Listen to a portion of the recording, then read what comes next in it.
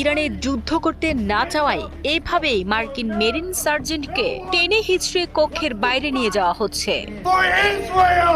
বুধবার armed services sub কমিটির এক গুরুত্বপূর্ণ শুনানি চলাকালে হঠাৎ করেই তিনি সেখানে বাধা দেন এবং ইরানের বিরুদ্ধে যুক্তরাষ্ট্র ইসরায়েল যৌথ সামরিক অভিযানের তীব্র প্রতিবাদ জানাতে শুরু করেন। প্রকাশিত ভিডিও ফুটেজে দেখা যায় ব্রায়ান ম্যাকগিনেস তার গর্বের মেরিন ইউনিফর্ম পরিহিত অবস্থায় শুনানি কক্ষে দাঁড়িয়ে অত্যন্ত ক্ষোভের সাথে চিৎকার করে বলছেন, কেউই ইসরায়েলের হয়ে যুদ্ধ করতে চায় না। তার এই সাহসিকতাপূর্ণ কিন্তু উচ্ছৃঙ্খল আচরণের পরপরই নিরাপত্তায় নিয়োজিত পুলিশ কর্মকর্তারা তাকে দ্রুত কক্ষ থেকে বের করে দেওয়ার জন্য ছুটে আসেন। তাকে যখন টেনে হিচড়ে বাইরে নিয়ে যাওয়া হচ্ছিল তখন এক পর্যায়ে একটি দরজার ফাঁকে তার হাত মারাত্মকভাবে আটকে যায়। প্রত্যক্ষদর্শীরা জানান সে সময়ই তার হাতটি মোটকে ভেঙে যাওয়ার ভয়াবহ দৃশ্য দেখা যায়।